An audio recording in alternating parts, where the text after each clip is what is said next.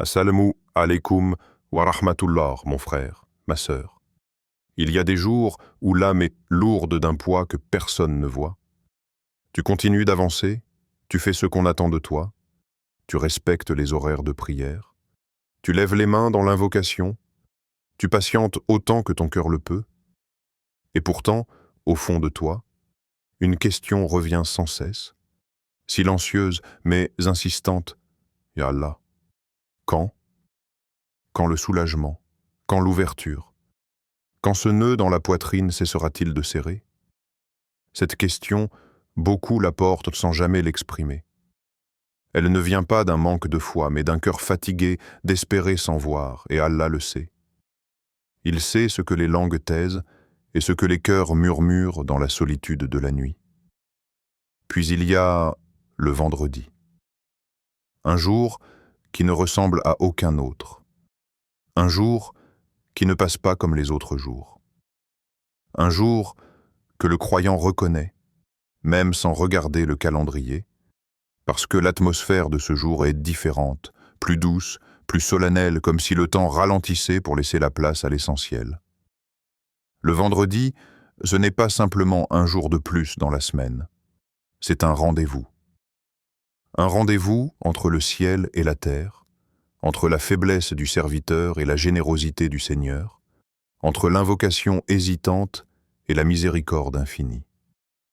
Ce jour-là, les cœurs sincères sentent que quelque chose est possible, que ce qui semblait lourd peut devenir léger, que ce qui semblait fermé peut s'entr'ouvrir, parfois sans bruit, parfois sans signe immédiat, mais toujours avec sagesse.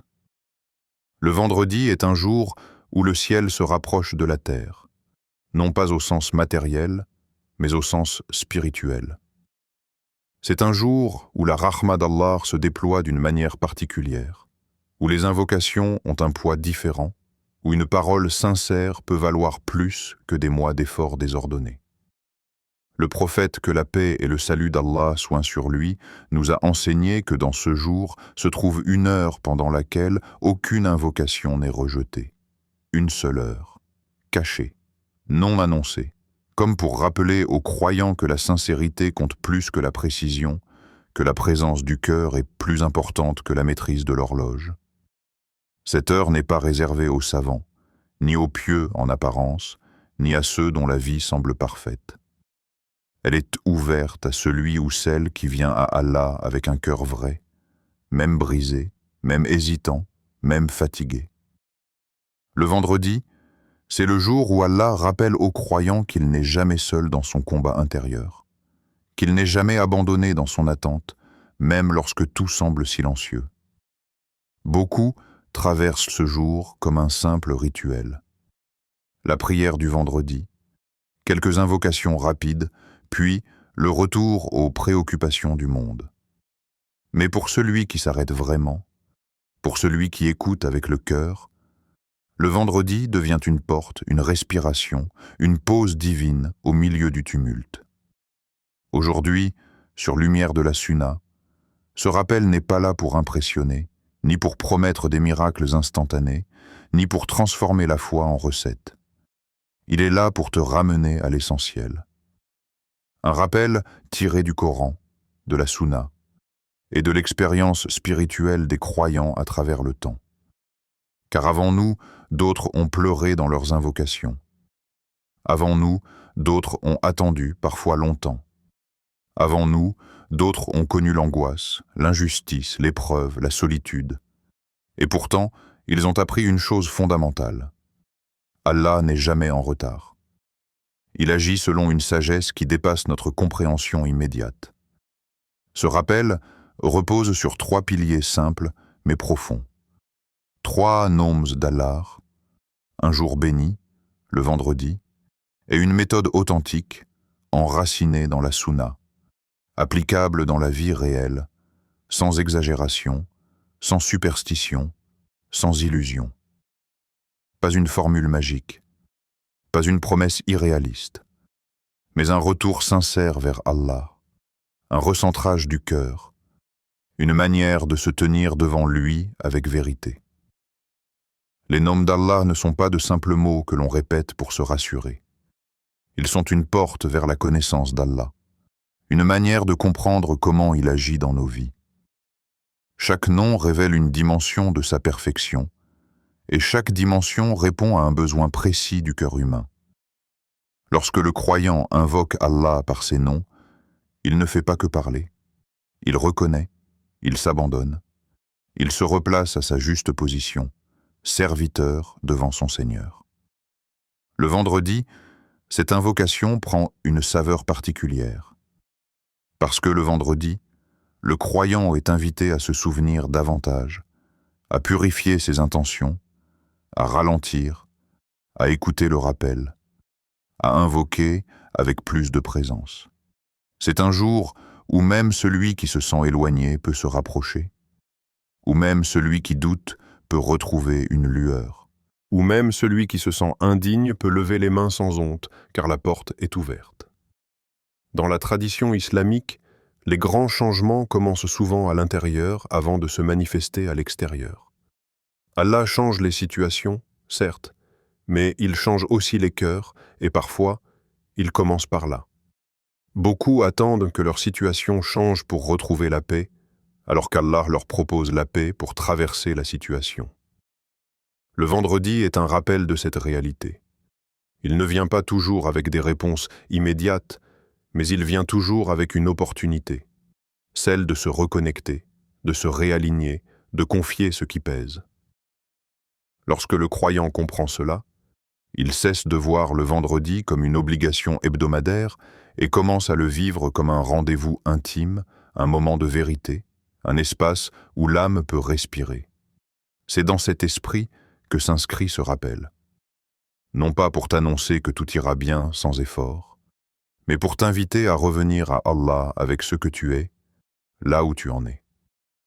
3 noms d'Allah, 3 portes spirituelles, 3 clés pour un cœur qui cherche l'apaisement, l'ouverture et la confiance. Ces noms ne sont pas choisis au hasard. Ils répondent à des états intérieurs que beaucoup vivent sans toujours savoir les nommer. Le sentiment de blocage, le besoin de lâcher prise, la quête de miséricorde. Le vendredi, ces états se rencontrent. Le croyant se rend compte de ses limites, de son incapacité à tout gérer, de son besoin d'être soutenu par quelque chose de plus grand que lui. Et c'est précisément là qu'Allah se fait connaître à travers ses noms. Non pas pour écraser le serviteur, mais pour le relever. Non pas pour lui rappeler sa faiblesse de manière humiliante, mais pour lui montrer que cette faiblesse, lorsqu'elle est confiée à Allah, devient une force.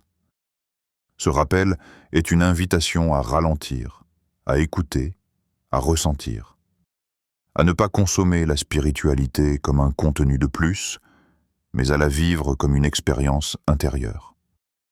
Le vendredi n'est pas un jour où l'on cherche seulement des réponses. C'est un jour où l'on apprend à faire confiance, même quand les réponses tardent. Un jour où l'on apprend que l'invocation n'est pas toujours un moyen de changer le décret, mais parfois un moyen d'être changé par le décret. Et c'est là toute la sagesse de ce jour béni. Celui qui entre dans le vendredi avec cette conscience n'en ressort jamais exactement le même si extérieurement tout semble inchangé. Parce qu'à l'intérieur, quelque chose a bougé. Une intention s'est clarifiée. Une peur s'est apaisée. Une confiance a commencé à prendre racine. Sur lumière de la Sunna, l'objectif n'est pas de te donner des paroles qui s'oublient une fois la vidéo terminée, mais de t'offrir un rappel qui t'accompagne, qui te suit, qui résonne encore lorsque tu te retrouves seul avec tes pensées. Ce rappel est un chemin, pas une destination. Un chemin vers Allah, vers la compréhension de ses noms, vers une relation plus consciente avec lui. Le vendredi est le point de départ idéal pour ce chemin, parce qu'il te rappelle que le temps lui-même peut devenir un allié spirituel lorsque tu le consacres à Allah. 3 noms. Un jour béni. Une méthode simple, enracinée dans la Sunna. Tout cela n'a de sens que si le cœur est présent, si l'intention est sincère, si la recherche n'est pas celle du spectaculaire, mais celle de la proximité avec Allah. Le vendredi n'est pas simplement le dernier jour de la semaine, ni un repère temporel qui annonce le repos ou la fin d'un cycle. Dans la conscience du croyant, le vendredi est un jour à part, un jour qui porte en lui une densité spirituelle que les autres jours ne possèdent pas. Même avant de connaître les textes, même avant de comprendre les hadiths, beaucoup ressentent intuitivement que ce jour est différent. Il y a dans l'air du vendredi une gravité douce, une solennité apaisante, comme si le temps lui-même se faisait plus attentif. Ce n'est pas un hasard. En islam, le temps n'est pas neutre. Certains moments sont honorés par Allah plus que d'autres, et le vendredi fait partie de ces moments choisis, élevés, distingués. Le prophète, que la paix et le salut d'Allah soient sur lui, a clairement établi le statut unique de ce jour lorsqu'il a dit que le vendredi est le meilleur des jours. Cette parole n'est pas légère. Lorsqu'il désigne le vendredi comme le meilleur, cela signifie qu'aucun autre jour ne le surpasse dans sa valeur spirituelle globale. C'est un jour qui concentre des événements majeurs de l'histoire humaine et des réalités invisibles qui continuent d'agir jusqu'à aujourd'hui. Le prophète, que la paix et le salut d'Allah soient sur lui, a également enseigné que c'est le jour où Adam, que la paix et le salut d'Allah soient sur lui, fut créé, le jour où il entra au paradis et le jour où il en sortit. Dès l'origine de l'humanité, le vendredi est lié à la création, à l'épreuve et à la responsabilité. Il est lié à la dignité de l'homme, mais aussi à sa fragilité. Chaque vendredi rappelle à l'être humain d'où il vient, pourquoi il est là et vers quoi il retourne. Mais ce qui rend le vendredi particulièrement saisissant pour le cœur du croyant, c'est cette réalité immense et mystérieuse. Il existe dans ce jour une heure pendant laquelle toute invocation sincère est exaucée. Une heure. Pas un jour entier. Pas un moment précis annoncé publiquement. Une heure cachée dans le vendredi, comme un trésor dissimulé, qui ne se révèle qu'à ceux qui le cherchent vraiment. Cette heure existe. Elle est réelle. Ce n'est ni une métaphore, ni une image spirituelle destinée à motiver les croyants. C'est une promesse prophétique authentique. Pourtant, elle n'est pas offerte à ceux qui la cherchent avec agitation, ni à ceux qui récitent sans présence, ni à ceux qui veulent simplement essayer. Elle est offerte à ceux qui se présentent avec un cœur éveillé, un cœur conscient, un cœur humble. Le cœur éveillé, c'est un cœur qui sait devant qui il se tient. Un cœur qui ne parle pas à Allah comme on parle à un égal, ni comme on récite une formule apprise, mais comme un serviteur qui reconnaît sa dépendance totale. Le vendredi, Allah n'invite pas ses serviteurs à faire plus de bruit, à multiplier les paroles vides ou à afficher une piété extérieure. Il les invite à se rapprocher par la présence du cœur. Dans un monde saturé de sons, de notifications, de distractions et de sollicitations constantes, le vendredi devient une école du silence intérieur. Un silence qui n'est pas l'absence de mots, mais la concentration de l'âme. Celui qui comprend cela commence à vivre le vendredi autrement. Il ne le traverse plus machinalement. Il l'accueille. Le vendredi est un rendez-vous spirituel. Et comme tout rendez-vous important, il nécessite une préparation, une attention, une intention. Lorsque tu sais que tu as un rendez-vous avec quelqu'un que tu respectes profondément, tu te prépares différemment. Tu choisis tes paroles, tu fais attention à ton attitude, tu te rends disponible. Le vendredi, Allah invite ses serviteurs à ce type de rendez-vous. Non pas parce qu'il a besoin d'eux, mais parce que eux ont besoin de lui.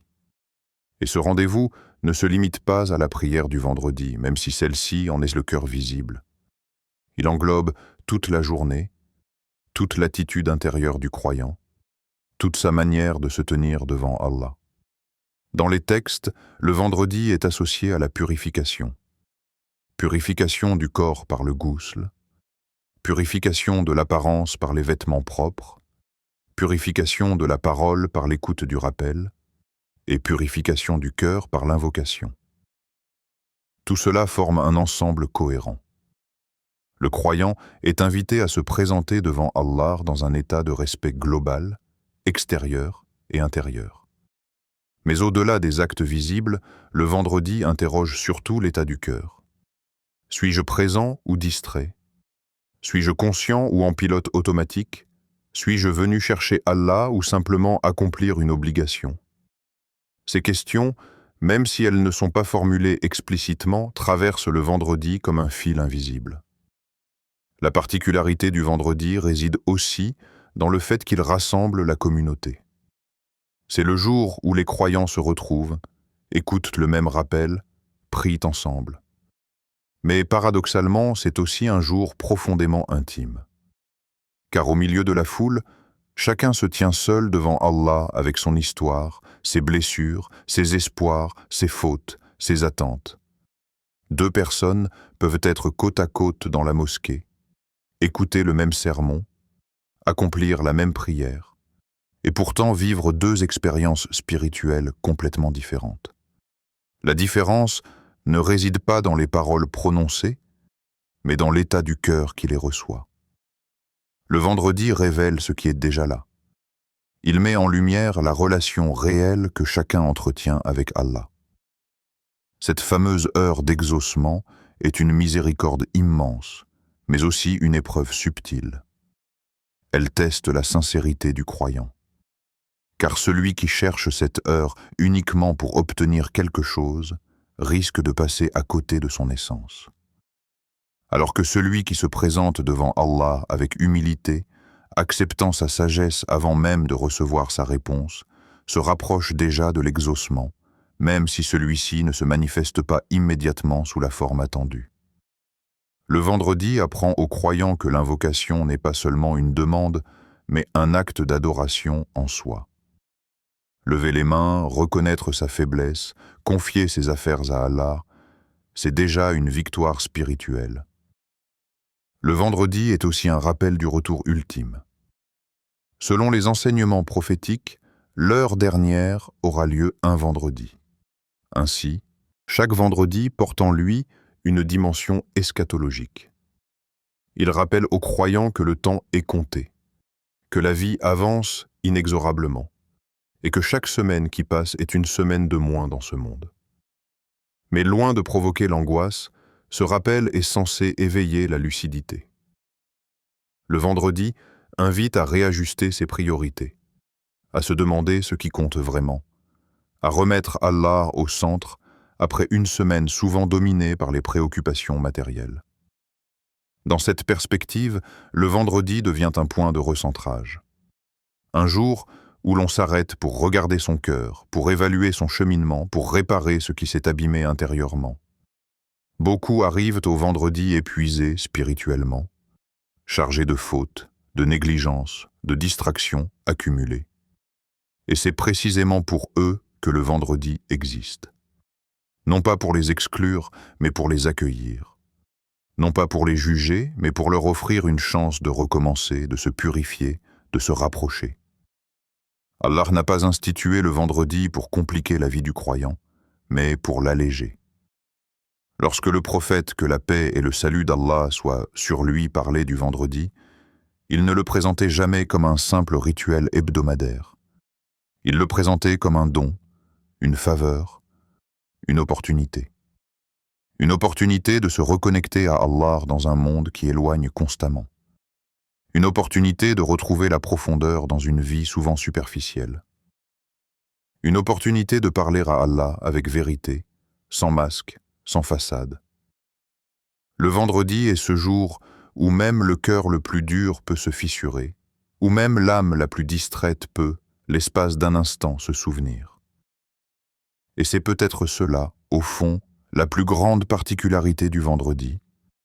Il rappelle à l'être humain qu'il n'est pas qu'un corps qui travaille et consomme, mais une âme qui a besoin de sens, de lien et de lumière. Un jour où Allah invite ses serviteurs à se rapprocher, non pas par le bruit, non pas par la performance, non pas par l'agitation, mais par la présence du cœur. Sur lumière de la Sunna, nous le rappelons souvent, et ce rappel n'est jamais excessif, car le cœur humain oublie vite. Le dhikr n'est pas une récitation automatique, répétée machinalement pendant que l'esprit est ailleurs. Il n'est pas une habitude vide que l'on accomplit par routine, ni une formule récitée sans conscience dans l'espoir d'obtenir un résultat rapide. Le dhikr est quelque chose de bien plus profond, de bien plus vivant. Il est un dialogue, un échange silencieux entre le serviteur et son Seigneur. Il est un abandon, une manière de déposer ce qui pèse, ce qui inquiète, ce qui dépasse nos capacités. Il est une remise totale des affaires à Allah, une reconnaissance intime que, malgré nos efforts, nous ne contrôlons pas tout. Lorsque le croyant comprend cela, sa relation au dhikr change radicalement. Il ne cherche plus à remplir un quota, ni à accumuler des répétitions comme on accumule des chiffres. Il cherche la présence. Il cherche à être là, vraiment là, avec Allah. Le prophète, que la paix et le salut d'Allah soient sur lui, nous a enseigné que les actes valent par les intentions, et le dhikr ne fait pas exception à cette règle. Une invocation prononcée avec un cœur vivant peut peser plus lourd auprès d'Allah que des centaines de paroles récitées sans attention. Le dhikr devient alors un espace de vérité, où le croyant cesse de jouer un rôle, cesse de se convaincre lui-même et se présente tel qu'il est, avec ses failles, ses peurs, ses espoirs. Dans un monde où tout va vite, où l'on est constamment sollicité, le dhikr agit comme un arrêt intérieur. Il interrompt le flot incessant des pensées, des soucis, des projections. Il ramène le cœur à l'instant présent, mais surtout à la présence d'Allah. Ce n'est pas un hasard si Allah dit dans le Coran que c'est par son rappel que les cœurs trouvent la quiétude. Cette quiétude n'est pas une euphorie passagère, ni une émotion intense. C'est une stabilité intérieure, une paix discrète mais profonde, qui permet aux croyants de traverser les épreuves sans se perdre.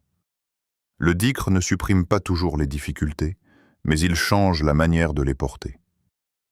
Les noms d'Allah occupent une place centrale dans cette relation. Ils ne sont pas décoratifs.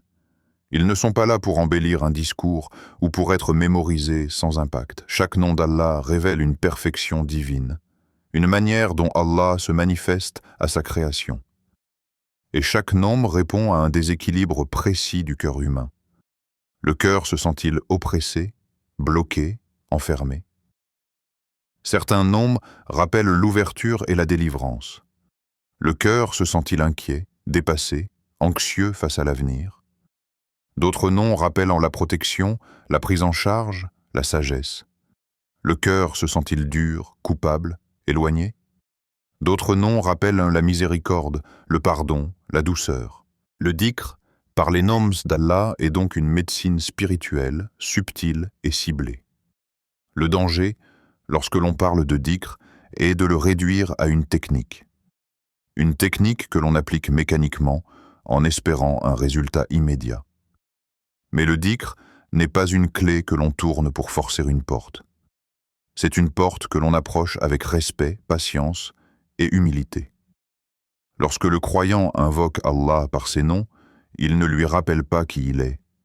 Allah le sait mieux que quiconque, mais il se rappelle à lui-même à qui il s'adresse. Il se rappelle qu'il parle au Créateur des cieux et de la terre, à celui qui connaît le visible et l'invisible, à celui qui sait ce que les poitrines renferment. Cette prise de conscience transforme l'invocation.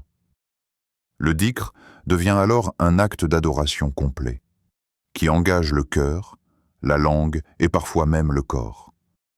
Il peut se faire en silence ou à voix basse, dans la solitude ou au milieu de la foule, mais sa valeur dépend toujours de l'état intérieur. Le prophète, que la paix et le salut d'Allah soient sur lui lui-même, multipliait le dhikr dans toutes les situations de sa vie. Il invoquait Allah dans l'aisance comme dans la difficulté, dans la joie comme dans la tristesse. Cela montre que le dhikr n'est pas réservé aux moments de crise, mais qu'il est une manière d'entretenir une relation constante avec Allah. Plus cette relation est nourrie, plus le cœur devient réceptif au rappel, et plus l'invocation devient naturelle, sincère, profonde. Ce vendredi, S'arrêter sur le sens du dhikr est essentiel. Car le vendredi est un jour où beaucoup multiplient les paroles sans toujours multiplier la présence. On récite, on écoute, on invoque, mais parfois le cœur reste ailleurs. Le rappel de ce jour béni est une invitation à ralentir intérieurement, à se demander « Suis-je en train de parler à Allah ?» ou simplement de prononcer des mots. Cette question n'est pas là pour culpabiliser, mais pour éveiller. Car dès que le cœur s'éveille, même une invocation simple peut devenir immense. Le dhikr n'exige pas une éloquence particulière, ni une longue formulation. Il exige la vérité. Les noms d'Allah, lorsqu'ils sont invoqués avec conscience, agissent comme des miroirs. Ils reflètent nos manques, nos attentes, nos fragilités. En disant un nom, le croyant reconnaît implicitement ce qu'il ne possède pas. En invoquant celui qui ouvre, il reconnaît ses blocages. En invoquant celui qui prend en charge, il reconnaît ses limites. En invoquant le miséricordieux, il reconnaît son besoin de pardon et de douceur. Cette reconnaissance est déjà une forme d'adoration. Elle brise l'illusion de l'autosuffisance et replace le serviteur dans une posture juste. Ce vendredi, s'arrêter sur 3 noms sublimes n'est pas un choix anodin. C'est une invitation à explorer 3 dimensions fondamentales de la relation à Allah. L'ouverture, la confiance et la miséricorde. Mais avant même de les nommer, il est essentiel de comprendre que leur impact ne dépendra pas du nombre de répétitions, ni de la force de la voix, ni de la durée de la récitation. Il dépendra de l'intention, de la présence, de la sincérité. Le dhikr, lorsqu'il est vécu comme une relation, devient un refuge intérieur que le croyant peut retrouver à tout moment, et particulièrement dans les moments où le monde semble trop lourd. Ainsi, le dhikr n'est pas un outil pour manipuler le destin, mais un chemin pour se rapprocher d'Allah, quelles que soient les circonstances.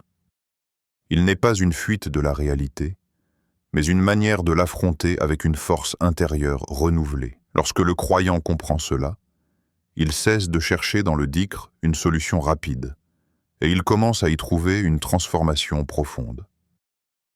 Et c'est dans cette transformation intérieure que résident souvent les plus grands changements, même lorsqu'ils ne sont pas immédiatement visibles. Il arrive un moment dans la vie du croyant où les mots ordinaires ne suffisent plus. Les explications rationnelles fatiguent l'esprit. Les conseils humains tournent en rond, et le cœur se retrouve face à une réalité simple mais difficile à accepter. Certaines situations dépassent nos capacités. C'est précisément là que les noms d'Allah prennent tout leur sens. Pas comme des concepts abstraits, mais comme des appuis réels, vivants, profondément liés à ce que traverse l'âme. Ce vendredi, s'arrêter sur 3 noms particuliers, ce n'est pas ajouter une pratique de plus, c'est choisir 3 portes spirituelles adaptées aux états intérieurs les plus fréquents, le blocage, l'angoisse du contrôle et la dureté du cœur. Al-Fattah, celui qui ouvre. Il y a des périodes où tout semble fermé. Les portes se ferment les unes après les autres, parfois sans explication claire. Tu avances, tu essayes, tu fais des efforts, mais rien ne bouge. Même ton esprit n'arrive plus à imaginer une issue possible. C'est dans cet état que le nom Al-Fattah résonne avec une force particulière. Allah est celui qui ouvre, non seulement les portes visibles, mais aussi celles que tu n'as même pas encore aperçues. Il ouvre des chemins que tu n'aurais jamais envisagés, des solutions que ton raisonnement seul n'aurait pas pu concevoir. Parfois, il ouvre avant même que tu comprennes ce qui se passe, pour te rappeler que sa sagesse ne dépend pas de ta compréhension. Invoquer Al-Fattah, ce n'est pas exiger une ouverture immédiate, c'est reconnaître humblement que les clés ne sont pas entre tes mains. C'est accepter que ton rôle est l'effort sincère et que l'ouverture appartient à Allah seul. Al-Wakil, celui à qui l'on confie toute chose. Ce gnome soigne une maladie silencieuse, très répandue, mais rarement reconnue. Le besoin de tout contrôler. Vouloir anticiper chaque détail, maîtriser chaque conséquence, porter seul le poids de l'avenir. Quand tu dis « Ya Wakil », tu fais un acte intérieur puissant. Tu dis en réalité « Ya Allah, je fais ce que je peux avec les moyens que tu m'as donnés, mais je te confie ce que je ne peux pas porter. » Al-Wakil gère ce que tu ne vois pas, prépare ce que tu n'anticipes pas, et protège même lorsque le doute s'installe. Invoquer ce gnome, c'est relâcher la tension intérieure, accepter que ton contrôle est limité et que la prise en charge divine est parfaite, même lorsqu'elle est invisible. Ar-Rahman, le miséricordieux absolu. Pourquoi ce troisième nom? Parce que certaines portes ne s'ouvrent pas tant que le cœur reste dur, fermé par la culpabilité, la peur ou l'autocritique excessive. Ar-Rahman, c'est une miséricorde qui ne se mérite pas, qui te précède avant même que tu la demandes. Elle te couvre dans tes faiblesses et t'atteint même lorsque tu te sens indigne de lever les mains. Le vendredi est un jour de miséricorde par excellence, un jour où Allah rappelle à ses serviteurs que sa rahma dépasse leurs fautes et leurs hésitations. Celui qui invoque Allah en cherchant sincèrement sa miséricorde, sans arrogance mais sans désespoir, ne repart jamais les mains vides, même si ce qu'il reçoit n'est pas exactement ce qu'il attendait. Le Coran ne présente pas la délivrance comme un événement isolé, soudain, déconnecté de l'état intérieur du serviteur. Il enseigne au contraire une loi spirituelle constante, profonde, parfois difficile à accepter. La délivrance vient après la confiance, pas avant. Cette vérité traverse les récits coraniques comme un fil invisible, reliant les épreuves des prophètes, les moments de détresse et les issues accordées par Allah. Celui qui lit le Coran avec attention remarque que la solution n'arrive presque jamais au moment où l'être humain la réclame avec impatience, mais au moment où le cœur atteint un certain degré de confiance, de soumission et de lucidité. Regarde le prophète Younous alayhi salam. Son histoire est l'une des plus frappantes à ce sujet. Il se retrouve dans une obscurité totale. L'obscurité de la nuit, l'obscurité de la mer, l'obscurité du ventre du poisson. Une situation où toute issue humaine est impossible. Aucun secours, aucun repère, aucune force à laquelle s'accrocher. Et pourtant, c'est précisément dans cette obscurité que la lumière de la délivrance commence à naître. Younous ne crie pas contre son destin, ne demande pas d'explication immédiate. Il se tourne vers Allah avec une invocation qui concentre l'essence même de la confiance. Reconnaissance de l'unicité, glorification d'Allah et aveu humble de sa propre faute. La délivrance ne précède pas cet acte intérieur. Elle le suit. Ce n'est qu'après cette reconnexion profonde que l'ordre divin est donné pour qu'il soit libéré. Le Coran nous montre ainsi que la sortie de l'épreuve commence toujours à l'intérieur, même lorsque l'épreuve semble extérieure. Regarde ensuite Moussa, que la paix soit sur lui face à la mer. Devant lui, l'eau. Derrière lui, l'armée de Pharaon. Aucun chemin visible. Les compagnons de Moussa paniquent, car leur regard est encore attaché aux causes apparentes. Mais Moussa, lui, prononce une parole qui résume toute la notion de confiance. « Mon Seigneur est avec moi, il me guidera. » À ce moment-là, la mer ne s'est pas encore ouverte. Le bâton n'a pas encore frappé l'eau. Extérieurement, rien n'a changé. Mais intérieurement, la confiance est déjà là. Et c'est cette confiance qui précède l'ouverture miraculeuse. Allah n'ouvre pas la mer pour convaincre Moussa de lui faire confiance.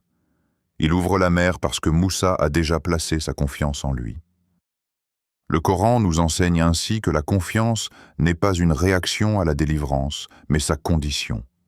Même la vie du prophète Mohammed, que la paix et le salut d'Allah soient sur lui, suit cette loi spirituelle. La victoire ne vient pas immédiatement. Elle est précédée par des années de patience, de persécution, de solitude, de moquerie et de rejet. À la Mecque, les croyants sont minoritaires, vulnérables, souvent incompris. Pourtant, c'est dans cette période que la foi se consolide, que les cœurs se purifient, que la relation à Allah se renforce. La victoire de l'islam n'est pas un accident historique. Elle est le fruit d'une patience ancrée dans la confiance. Le prophète, que la paix et le salut d'Allah soient sur lui, ne cessait de rappeler à ses compagnons que l'aide d'Allah viendrait, mais qu'elle viendrait selon un timing divin, pas selon l'impatience humaine. Là encore, la confiance précède la délivrance. Cette loi spirituelle ne s'applique pas uniquement aux prophètes. Elle s'applique à chaque croyant, à chaque époque. Allah change parfois la situation extérieure. Une porte s'ouvre, une épreuve s'allège, une issue apparaît.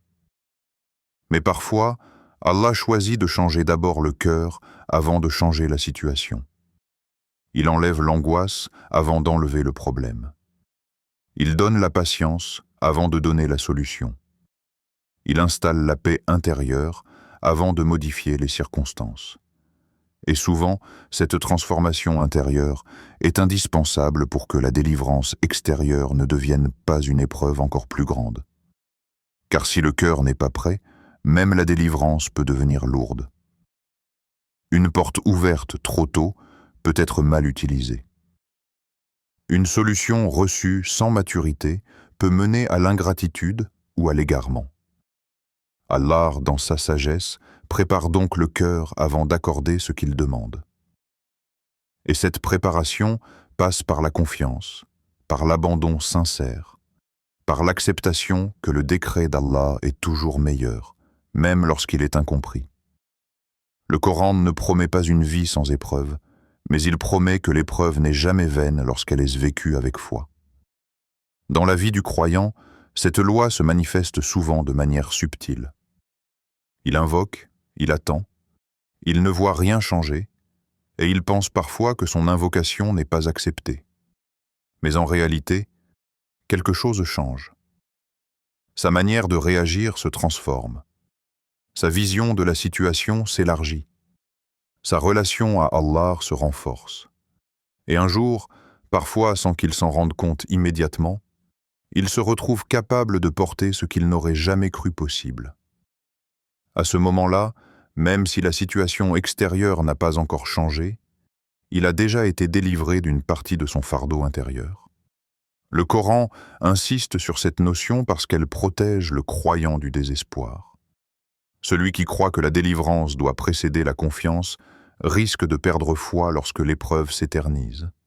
Mais celui qui comprend que la confiance est une adoration en soi, indépendamment du résultat immédiat, reste stable. Il continue d'invoquer, non pas parce qu'il est certain d'obtenir exactement ce qu'il veut, mais parce qu'il est certain de s'adresser à celui qui sait ce qui est meilleur pour lui. Cette certitude devient une source de force. Ainsi, lorsque le Coran nous raconte ces histoires, ce n'est pas pour nous divertir, ni pour nous impressionner par des miracles anciens. C'est pour nous enseigner une manière de traverser nos propres mers, nos propres obscurités, nos propres périodes d'attente. Avant que la situation ne change, le cœur doit souvent apprendre à faire confiance. Et cette confiance, même lorsqu'elle est fragile au départ, est déjà une porte ouverte vers la délivrance. La force du dhikr ne réside pas dans la complexité, mais dans la fidélité à la sunna et dans la sincérité de l'intention. Cette pratique du vendredi n'a rien de compliqué, car Allah n'a jamais voulu rendre l'adoration lourde ou inaccessible. Il s'agit avant tout de choisir un moment où le cœur est le plus disponible. Après Salat al-Fajr, lorsque le monde est encore silencieux et que l'âme n'a pas été envahie par les préoccupations de la journée, est un instant particulièrement propice. Avant Maghrib, lorsque la journée touche à sa fin et que le cœur ressent le besoin de se déposer, est également un moment précieux. Et dans les dernières heures du vendredi, Lorsque l'espoir de l'heure d'exaucement se fait plus intense, l'invocation prend une profondeur particulière.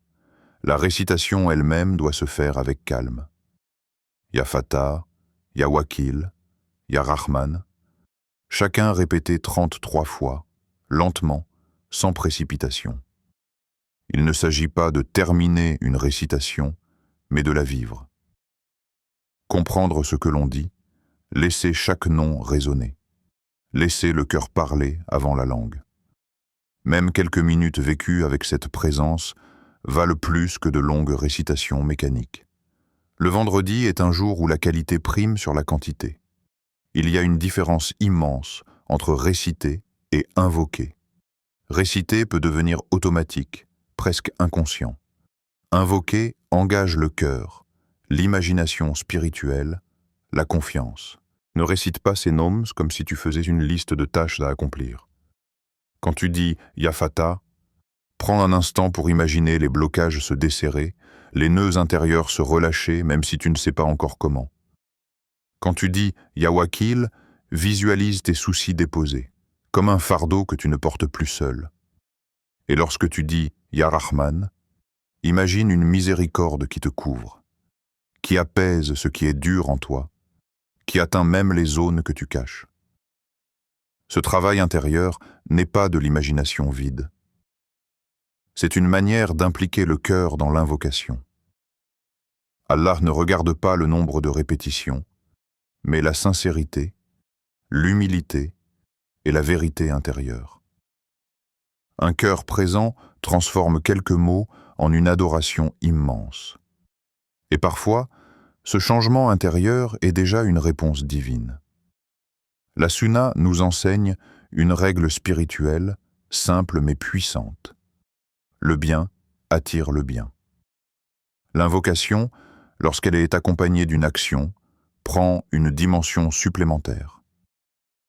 Après ton dhikr, ne cherche pas forcément quelque chose de spectaculaire. Une petite sadaka, même discrète, donnée avec un cœur sincère. Une aide apportée à quelqu'un sans attendre de retour. Ou encore une invocation faite pour une autre personne, connue ou inconnue. Ces gestes, en apparence simples, montrent à Allah que ton cœur n'est pas centré uniquement sur lui-même. L'action scelle l'invocation. Elle prouve que tu ne demandes pas seulement avec ta langue, mais aussi avec tes actes. Dans de nombreux récits, les plus grandes ouvertures sont venues après un geste sincère que personne n'avait remarqué. Même un geste minime, lorsqu'il est fait pour Allah, peut devenir immense auprès de lui. Et parfois, c'est ce geste discret qui fait basculer une situation. Mon frère, ma sœur, ne cherche pas une solution rapide à tout prix. La précipitation fatigue le cœur et trouble la foi. Cherche Allah, et la solution viendra au moment parfait, de la manière parfaite. Allah a promis dans le Coran, et quiconque place sa confiance en Allah, il lui suffit. Cette parole n'est pas conditionnée par ton état, ton passé ou la complexité de ta situation. Elle est une promesse divine. Ce vendredi, ne laisse pas passer cette lumière comme un jour ordinaire. Assieds-toi, même quelques instants. Apaise ton cœur. Laisse le silence s'installer. Et appelle Allah par ses plus beaux noms avec humilité et confiance. Si ce rappel t'a touché, écris simplement en commentaire. Ya Fatah, Ya Wakil, Ya Rahman. Peut-être que ton témoignage deviendra, sans que tu le saches, la lumière d'un autre cœur qui attend encore un signe.